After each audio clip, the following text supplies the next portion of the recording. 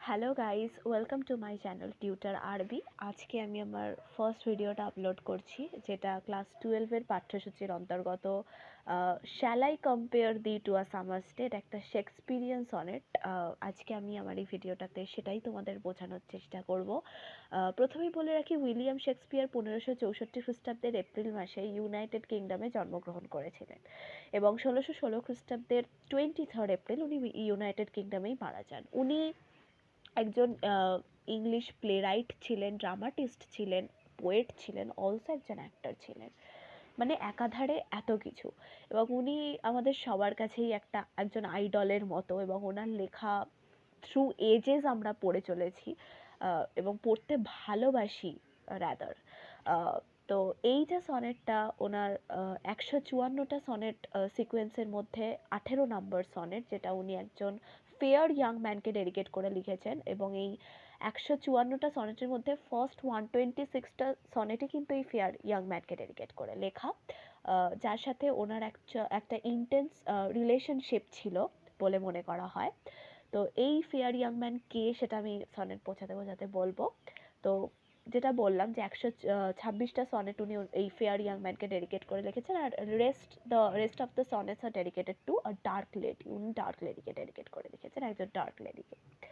তো চলো তাহলে শুরু করা যাক। সনেট বোঝাতে বোঝাতে আশা করি আমি তোমাদেরকে সব বলে দিতে পারবো। এবং তোমাদের যদি ভিডিওটা ভালো লাগে, তোমরা অবশ্যই সাবস্ক্রাইব করে দিও আমার চ্যানেলটা, বেল আইকনটা ক্লিক করে দিও যাতে আমার ভিডিওর সমস্ত আপডেট তোমরা পেয়ে যাও। অলসো লাইক বাটনটা প্রেস করে দিও, এবং কমেন্ট বক্সে অবশ্যই জানিও তোমাদের কি ভিডিও, মানে কোন টপিকের উপর তোমাদের ভিডিও প্রয়োজন। সেই অনুযায়ী আমি ভিডিও আপলোড করার চেষ্টা করব। ঠিক আছে। আর আমার আরও একটা চ্যানেল আছে, ঋতু বিশ্বাস চ্যানেলটার নাম। তো ওটা সিঙ্গিং চ্যানেল। তোমরা চাইলে ওই চ্যানেলে একটু ভিজিট করে ভিডিওগুলো দেখতে পারো। যদি ভালো লাগে লাইক করে দিও, অ্যান্ড ওই চ্যানেলটা একটু সাবস্ক্রাইব করে দিও। তো চলো, লেটস স্টার্ট। আচ্ছা, তো আমি তোমাদের বলেছিলাম যে আজকে আমি বোঝাবো। আজকে আমার first day, and this is my first video. তো আমি আজকে বোঝাবো হচ্ছে shall I compare thee to a summer's day by William Shakespeare. তো প্রথমেই বলে রাখি, এখানে 4+4+4+2 কেন লেখা? বিকজ শেক্সপিরিয়ান সনেটে না 3টে কোয়াট্রেন থাকে, and each quatrain consists of 4 lines. দেখো, আমি দেখিয়ে দিচ্ছি। এই একটা কোয়াট্রেন, দেখো 4টে লাইন আছে। এটা হচ্ছে সেকেন্ড কোয়াট্রেন, আর এটা হচ্ছে থার্ড কোয়াট্রেন। তো দেখো, 3টে মিলিয়ে টোটাল 12 লাইন্স হচ্ছে, অ্যান্ড প্রত্যেকটা কোয়ার্টারে কিন্তু 4টে করে লাইন আছে। আর কি থাকে? One concluding heroic couplet. এই যে লাস্টে ছোট ছোট দুটো লাইন দেখতে পাচ্ছি, ঠিক আছে, এই লাইন মানে এই স্ট্যান্সাটাকে বলবো কাপলেট। এই যে 2 লাইন্স রয়েছে, এটাকে আমরা বলবো কাপলেট। তো শেক্সপিরিয়ান সনেটে তাহলে 3 কোয়ার্টার্স আর 1 কনক্লুডিং হিরোইক কাপলেট থাকে। আচ্ছা, তো শেক্সপিয়ার তার গোটা জীবনে টোটাল 154টা সনেট লিখেছিলেন। এখানে দেখতে পাচ্ছ। And Shakespearean sonnet has 14 lines ending in a rhymed couplet. আমি যেটা এক্ষুনি বললাম, ঠিক আছে, মানে 14 লাইন্স যেটা রয়েছে প্রত্যেকটা সনেটেই থাকে 14 লাইন্স। তো শেক্সপিরিয়ান সনেটেও রয়েছে, বাট 12 লাইন্স হচ্ছে চারটে চারটে করে 3টে কোয়ার্টার মিলিয়ে, আর লাস্টে হচ্ছে একটা concluding heroic couplet. Shakespeare enquires into the theme of the destruction brought by time and eternal quality of art which transcends the ravages of time। মানে কি, এই যে এই সনেটটার মাধ্যমে শেক্সপিয়ার কি করছেন না, উনি the theme of destruction brought by time, মানে সময়ে যে বিধ্বস্ততা, যে ধ্বংসটা ডেকে আনে। দেখো, আমরা জানি যে সময়ের সাথে সাথে সব কিছুই চেঞ্জ হয়, ঠিক আছে, সব কিছুই ডিক্রিজ হয় বা ইনক্রিজ হয়, বাট সব কিছুই চেঞ্জ হতে থাকে সময়ের সাথে সাথে। তো শেক্সপিয়ার এই সনেটটার মাধ্যমে বলছেন, মানে আমাদেরকে বোঝাচ্ছেন, প্রকাশ করছেন, এক্সপ্রেস করছেন যে সময়ের বিধ্বস্ততাকে কিভাবে উনি ইগনোর করছেন, কিভাবে উনি ডিফাই করছেন কেন, কি দিয়ে ডিফাই করছেন ওনার, তাহলে উনি কি দ্বারা বোঝাতে চাইছেন যে টাইম যে ডিস্ট্রাকশনটা ব্রিং করে, সেইটাকে উনি মানেন না, উনি ডিফাই করছেন, অস্বীকার করছেন। কেন? The eternal quality of art, art, কলা, তার যে অনন্ত চিরন্তন যে গুণ, কিসের গুণ? Which transcends the ravages of time. কিছু কিছু জিনিস আছে না, যেটা সময়ের বিধ্বস্ততাকে অতিক্রম করেও কি হয়, মানে বিয়ন্ড টাইম অ্যান্ড প্লেস, সেটা সবাই মনে রাখে, সেটা ইটার্নাল হয়ে থাকে। সেরকমই শেক্সপিয়ার ওনার বিলাভেডকে, ওনার একজন ফেয়ার বিলাভেড আছেন, উনি হচ্ছেন আর্ল অফ সাউদাম্পটন। তো আর্ল অফ সাউদাম্পটন আমরা WH বলে ওনাকে চিনি। উনি ছিলেন আর্ল অফ সাউদাম্পটন। তো আর্ল অফ সাউদাম্পটন উনি হচ্ছেন শেক্সপিয়ারের বিলাভেড। তো ওনাকে ডেডিকেট করে এটা লেখা, ঠিক আছে, এই সনেটটা ওনাকে ডেডিকেট করে লেখা। তো এই যে আর্ল অফ সাউদাম্পটন, ওনার নাম হচ্ছে Henry Wriothesley. Henry Wriothesley, ওনাকে আমরা WH বলেও চিনি, and he was the third earl of Southampton. তো এই সনেটটাতে Shakespeare intends to compare his beloved to a summer's day. গ্রীষ্মের একটা দিনের সাথে উনি ওনার বিলাভেডকে কম্পেয়ার করতে চান। অ্যান্ড ফার্স্ট লাইনটা দেখো, ভালো করে অবজার্ভ করো, shall I compare thee to a summer's day. He starts with a question mark at the end of this sonnets first line. Why? প্রথমেই বলে রাখি, এখানে একটা ফিগার অফ স্পিচ ইউজড হয়েছে। ফিগার অফ স্পিচ মানে আশা করি তোমরা সবাই জানো। ফিগার অফ স্পিচ হচ্ছে যেটা মানে ইউজ করা হয় বিভিন্ন সনেটে, ইউজড হয়ে থাকে। হ্যাঁ, বিভিন্ন সনেট পোয়েমে ইউজড হয়ে থাকে ফিগার অফ স্পিচ।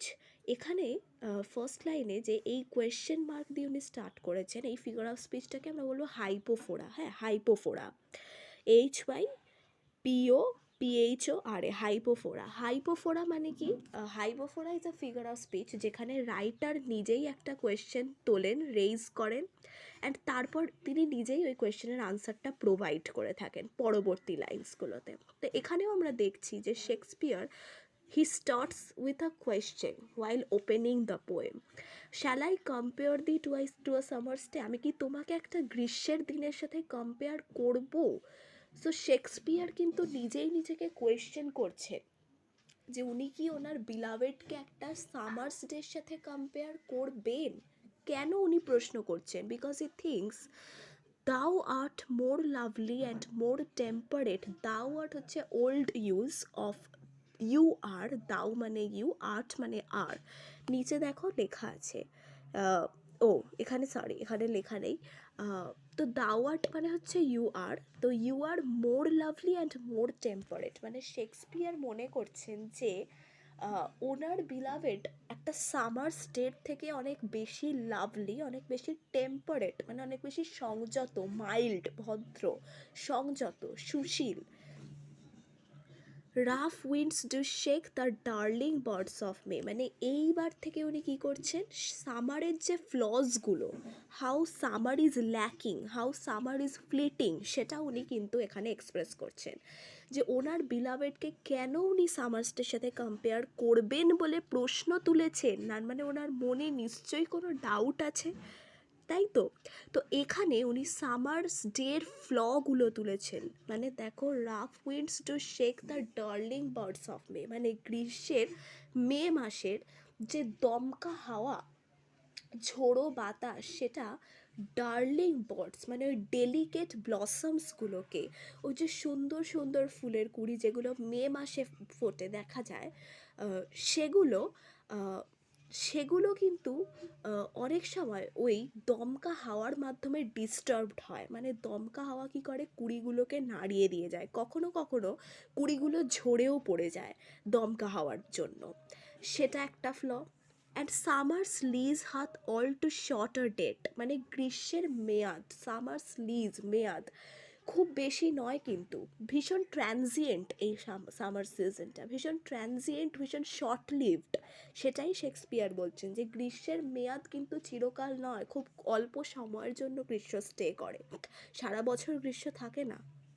বেসিক্যালি মানে আমরা বলতে পারি ওনারা যে জায়গাটা থেকে বিলং করছেন, ওনারা জায়গাটায় বিলং করেন, সেখানে তো সামার দেখাই যায় না, মানে হোল ইয়ারটাই উইন্টার বেশিরভাগ হয়, শীত শীত থাকে, তো যে সময়টা গ্রীষ্ম হয় সেই ওয়েদারটা ভীষণ প্লিজেন্ট হয়, ওনারা ভীষণভাবে সেটা এনজয় করেন, ভীষণ প্লিজেন্ট ওয়েদার হয়। তো হালকা হালকা আমাদের এখানে স্প্রিং সিজনটা যেরকম হয় ওনাদের ওখানে সামার সিজনটা সেরকম ভীষণ প্লিজেন্ট একটা আবহাওয়া থাকে সেখানে। তো উনি বলছেন যে সামার তো বেশি সময়ের জন্য স্টে করে না, ভীষণ short lived summer. Sometime too, এটা গেল ফার্স্ট কোয়ার্ট্রেনটা, সেকেন্ডটা স্টার্ট করছি। Sometime too hot the eye of heaven shines, এখানে আর একটা ফিগার অফ স্পিচ ইউজড হয়েছে, কি বলতো, এই যে the eye of heaven, eye of heaven বলতে উনি কাকে রেফার করেছেন? দ্য সান, সূর্যকে। এখানে যে ফিগার অফ স্পিচটা ইউজ হয়েছে সেটা হচ্ছে পেরিফ্রাসিস, PERIPHRASIS, পেরিফ্রাসিস ফিগার অফ স্পিচ এখানে ইউজড হয়েছে। ঠিক আছে, দি আই অফ হেভেন বলতে উনি দ্য সানকে রেফার করছেন, সূর্যকে, এবং বলছেন সামটাইম, কখনো কখনো এই সূর্যটা প্রখরভাবে উত্তপ্ত হয়ে কিরণ দেয়, ভীষণ উত্তপ্ত হয়ে কিরণ দেয়। And often is his gold complexion deemed, এবং অনেক সময় সানের যে সোনালি বর্ণ, গোল্ড কমপ্লেকশন কি হয়ে যায়, ডিমড হয়ে যায়, মানে মিন্স ফিকে হয়ে যায়, বিবর্ণ, মলিন হয়ে যায়, ম্লান হয়ে যায়। মানে বলছে যে সূর্য, আমরা জানি যে কখনো প্রচণ্ড উত্তপ্ত হয়ে প্রচণ্ড স্কর্চিং হিট দেয়, যেটা আমাদের কাছে অনেক সময় আনবিয়ারেবল হয়ে যায়। আবার কখনো সূর্য কি হয়, সূর্যের আলোটা যখন ক্লাউডস গ্যাদার করে আকাশের মধ্যে, সেই মেঘে ঢেকে যায়, মানে সূর্যটাকে দেখতে পাওয়া যায় না, তার কিরণও দেখা যায় না। তো এইটাই বলছে যে সূর্য কিন্তু কনসিস্টেন্ট নয়, কনস্ট্যান্ট নয়, সূর্যের হিটেরও মানে ডিক্রিজ ইনক্রিজ রয়েছে, মানে সূর্যও কিন্তু সবসময় একরকম থাকে না, সূর্যও চেঞ্জ হয়। And every fair from fair sometime declines, মানে কি, সুন্দর থেকে সুন্দরতর প্রত্যেকটা জিনিসের সৌন্দর্য কিন্তু কখনো কখনো না কখনো ডিক্লাইন্ড হয়ে যায়। ডিক্লাইন মানে এখানে বলছে যে নষ্ট হয়ে যায়, ফিকে হয়ে যায়, ডিক্রিজ হয়ে যায়, ঠিক আছে, মানে উনি বোঝাতে চাইছেন যে every mortal and natural object is subjected to decay or lose its lustre, its vitality. মানে এখানে প্রত্যেকটা সুন্দর থেকে সুন্দরতর জিনিস কিন্তু নিজের সৌন্দর্যটাকে একসময় হারিয়ে ফেলে, কোনো কিছুই কিন্তু কনসিস্টেন্ট নয়। আর শেক্সপিয়ার এইভাবে কিন্তু ফ্লগুলো, মানে গ্রীষ্মের সামার সিজনের নেচারের যে ফ্লগুলো সেগুলো তুলে ধরেছেন, এবং কিভাবে প্রত্যেকটা সুন্দর থেকে সুন্দরতর জিনিস একসময় তার সৌন্দর্য হারিয়ে ফেলে। By chance or nature's changing course untrimmed, মানে হঠাৎ করে, বাই ডিউ টু মিসফরচুন, দুর্ভাগ্যবশত হঠাৎ করে, or nature's changing course untrimmed, untrimmed মানে হচ্ছে আনকাট, কখনো থামে না। তো নেচারের যে পরিবর্তনশীলতা, দ্য উইমসিক্যাল চেঞ্জেস অফ নেচার, প্রকৃতির যে খামখেয়ালিপনা, প্রকৃতি যেভাবে কন্টিনিউয়াসলি পরিবর্তিত হতে থাকছে, সেই পরিবর্তনের চক্রটা কখনো কিন্তু থামে না। আর এটাই শেক্সপিয়ার কিন্তু রেফার করছেন, যে প্রকৃতির যে উইমসিক্যাল চেঞ্জেস সেটা কখনো কিন্তু থামে না, সবসময় প্রকৃতি তার রূপ বদল করতে থাকে। অর্থাৎ nature is not efficient two preserve it's beauty eternally, এটাই কিন্তু উনি বোঝাতে চাইছেন এই ফার্স্ট দুটো কোয়ার্টারের মাধ্যমে। এবং দেখো এখানে লেখা আছে brevity of life, love and youth, মানে কি, এই দুটো কোয়ার্টারের মাধ্যমে, ব্রেভিটি মানে হচ্ছে সংক্ষিপ্ততা, ঠিক আছে, তো উনি লাইফ, লাভ অ্যান্ড ইউথ, ভালোবাসা, জীবন, যৌবনের যে সংক্ষিপ্ততা, অর্থাৎ কোনো কিছুই যে ইটার্নালি স্টে করে না, মানে সমস্ত কিছু ভীষণ অল্প সময়ের জন্য থাকে এবং সেগুলো হয়তো পারফেক্ট হয় না, নেচার কতটা ইমপারফেক্ট, সামারের বিউটি কতটা ইনকনসিস্টেন্ট, ওটাই কিন্তু উনি ফার্স্ট দুটো কোয়ার্টারের মাধ্যমে বোঝাতে চেয়েছেন। এবার আমরা চলে আসবো থার্ড কোয়ার্টারে, যেখানে he is defying the destruction brought by time, he is defying that, অস্বীকার করছেন, মানতে চাইছেন না। কেন মানতে চাইছেন না? তার মানে উনি নিশ্চয়ই এমন কিছু দেখেছেন বা পেয়েছেন যেটা ওনার কাছে ইটার্নাল বলে মনে হচ্ছে। What is that? That is his beloved's beauty, youth.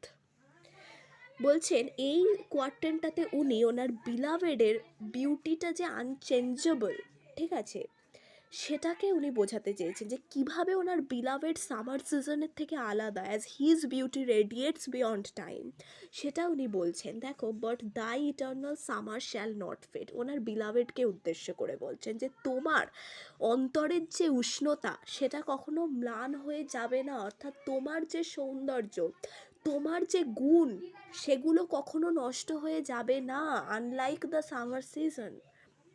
নর lose possession of that fair thou ow'st, thou ow'st মানে যেটা তুমি পজেস করো, যেটা তোমার অধিকারে রয়েছে, যেটা তোমার আছে, ঠিক আছে, the owner, you are the owner of that beauty, ঠিক আছে, এবং তুমি কখনো তোমার সেই সুন্দর অধিকার তুমি থেকে বঞ্চিত হবে না, তোমার সেই সৌন্দর্য কখনো তার অধিকার হারাবে না, অর্থাৎ তোমার বিউটি কখনো ডিক্রিজ হবে না, ইউ উইল শাইন ইটারনালি।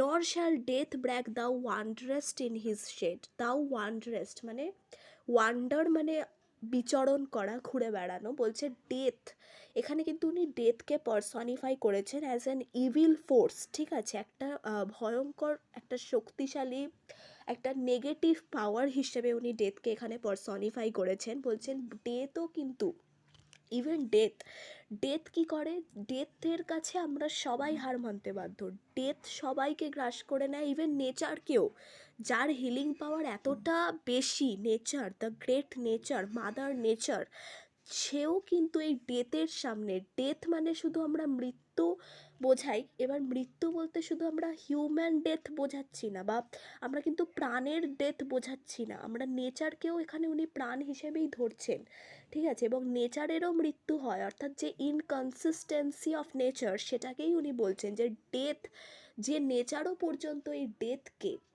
এই এই এই যে ডিকেইং ডেথ, ঠিক আছে, এটাকে নেচারও কিন্তু, সরি ডিকেইং ডেথ না, মানে এই যে ডেথের যে ডিকেইং শেড, ইনএভিটেবল শেড, সেটাকে যেমন নেচারও অতিক্রম করতে সক্ষম হচ্ছে না, কিন্তু ডেথ যে এত পাওয়ারফুল, এতটা পাওয়ারফুল, সে কিন্তু তোমাকে নিজের শেডের আন্ডারে, তোমাকে নিজের ছায়ায় গ্রাস করা নিয়ে কখনো ব্র্যাগ করবে না, ব্র্যাগ মানে দেখো লেখা আছে বোস্ট, মানে গর্ব করবে না, বড়াই করবে না, মানে তো তোমাকে নিজের ছায়ায় গ্রাস করতে অসমর্থ, সে পারবে না এটা করতে, ডেথ এতটা, মানে তুমি এতটাই পাওয়ারফুল, তুমি এতটাই বেশি, মানে তুমি তোমার সৌন্দর্য এত বেশি, এবং তোমার মধ্যে যে তোমার মধ্যে যে প্রাণ রয়েছে সেটা এতটাই এতটাই প্রাণবন্ত, তুমি যে এতটাই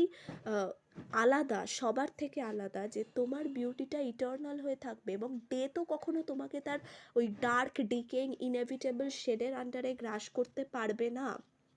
such immortal you will be when in eternal lines to time thou growest, কি বলছেন, এই যে ওনার বিলাভেড ইটার্নাল হয়ে থাকবেন কিভাবে, ওনার এই লাইনের মাধ্যমে, টু টাইম ইউ গ্রোস্ট, দাও গ্রস্ট মানে ইউ উইল কিপ গ্রোয়িং, তুমি বাড়তে থাকবে, তোমার বৃদ্ধি ঘটতে থাকবে, বৃদ্ধি মানে ফিজিক্যালি বৃদ্ধি নয়, মানুষের মনে মনে তোমার বৃদ্ধি ঘটতে থাকবে, তোমাকে সবাই জানবে, চিনবে, কিভাবে, ইন ইটার্নাল লাইন্স, শেক্সপিয়ার ভীষণ কনফিডেন্ট ছিলেন যে ওনার এই সনেট, এই লাইন্সগুলো যুগের পর যুগ, জেনারেশনের পর জেনারেশন, মানে থ্রু এজেস ওনার এই লাইন্সগুলো মানুষ পড়বে, জানবে, এবং তার মাধ্যমে ওনার বিলাভেডও কিন্তু সবার মনের মধ্যে থেকে যাবে, ওনার বিলাভেডকেও কিন্তু সবাই এইভাবেই মনে রাখবে, এবং সেটাই উনি বোঝাতে চেয়েছেন।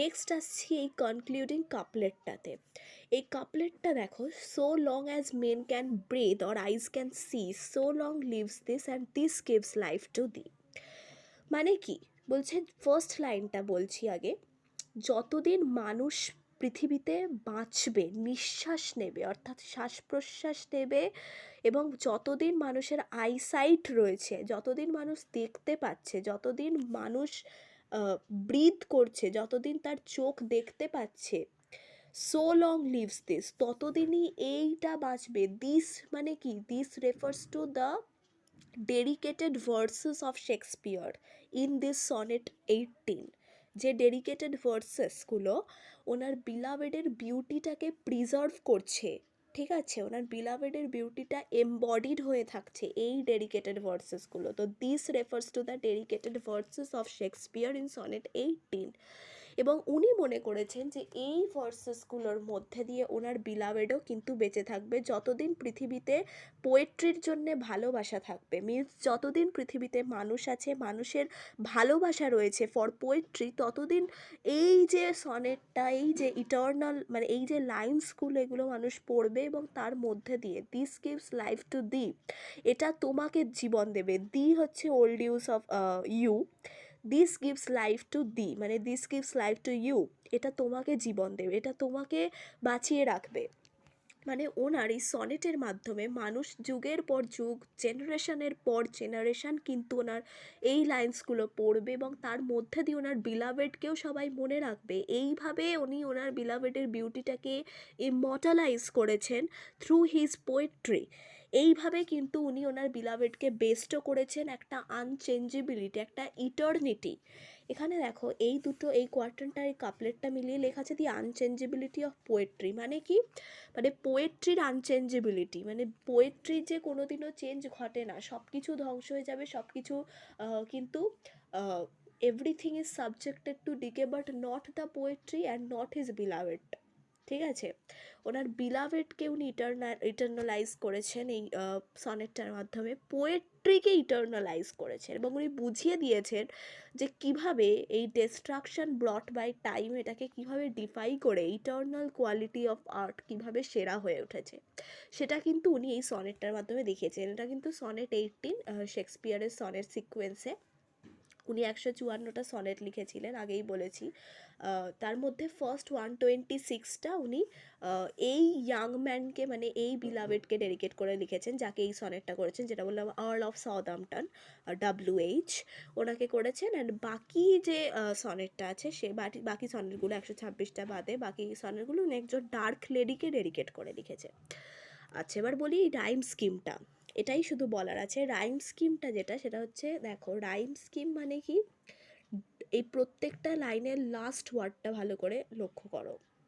ফার্স্ট লাইনটাতে কী আছে লাস্টে, ডে, ডে, সেকেন্ডটাতে টেম্পারেট, আবার থার্ডেরটাতে মে, মেটা ডের সাথে সিমিলার লাগছে না, মানে প্রোনাউন্সিয়েশনটা কতটা সিমিলার না, ডে মে, এই যে মিল থাকে না লাস্ট ওয়ার্ডগুলোর মধ্যে, এইগুলোকেই আমরা রাইম স্কিমে আমরা এগুলোকেই বিবেচনা করে থাকি। মানে এ বি, এ বি, এই যে ডেট, টেম্পারেট ডেট, সিমিলার লাগছে, টেম্পারেট ডেট, মানে এ বি, এ বি, ঠিক আছে। তারপর দেখো শাইন্স, মানে এগুলোর সাথে এর কোনো মিল নেই, তাহলে এটা সি।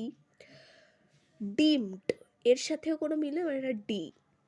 ডিক্লাইন্স, যার সাথে সায়েন্সের কিন্তু মিল আছে, তার মানে কি সি ডি সি। আনট্রিমড, যার সাথে ডিমডের মিল আছে, তাহলে সি ডি সি ডি, মানে কি দাঁড়ালো, A B C D C D. তারপর দেখো ফেড, মানে ই। Ow'st, F. শেড, ফেডের সাথে মিল আছে, তাহলে ই। গ্রোস্ট, ওস্টের সাথে মিল আছে, এফ। ইএফ, আর লাস্টের দুটো সি ডি জি জি, তার মানে এ বি সি ডি ইএফ জি, ভেরি ইজি, ঠিক আছে, মনে রাখার জন্য ভীষণ সহজ, আমার তো তাই মনে হয়। আর এখানে নিচে এগুলো দেখতে পারো, টেম্পারেট মানে mild, lease to give out something in rent, এখানে লিজ মানে মেয়াদ বুঝিয়েছেন। কমপ্লেকশন হচ্ছে স্কিন কালার, এই যে সানস গোল্ড কমপ্লেকশন বুঝিয়েছেন উনি। আনট্রিমড মানে এই যে অলওয়েজ চেঞ্জেবল নেচার। ব্র্যাগ মানে বোস্ট, বড়াই করা, এই যে ডেথের ব্যাপারে উনি এটা মেনশন করেছেন, ব্র্যাগ ওয়ার্ডটা ইউজ করেছেন। তো ঠিক আছে, আজকে আমি এতটাই পড়ালাম। এই সনেটটা তোমাদের ক্লাস 12-এর পাঠ্যসূচির অন্তর্ভুক্ত। তোমরা যদি বুঝতে পারো, যে কজনই আমার এই ভিডিওটা দেখবে, যদি তোমাদের ভালো লাগে আমাকে বলতে পারো, কমেন্টে লিখতে পারো তোমাদের আর কি ভিডিও প্রয়োজন। দেখো আমার তো এটা ফার্স্ট ভিডিও, তো আমি ওই জন্য চেষ্টা করব, মানে যেহেতু আমি চ্যানেলটাকে গ্রো করার চেষ্টা করব, তো তোমরা যা বলবে আমি সেটাই করব, কারণ তোমরাই আমার ভিডিও দেখবে, দেখলে এবং তোমরাই আমাকে সাপোর্ট করতে পারো একমাত্র। তো ঠিক আছে, আমি তোমাদের যেটা প্রয়োজন সেটাই দেবো, ঠিক আছে? তো আজকে এতটাই থাক, চলো টাটা।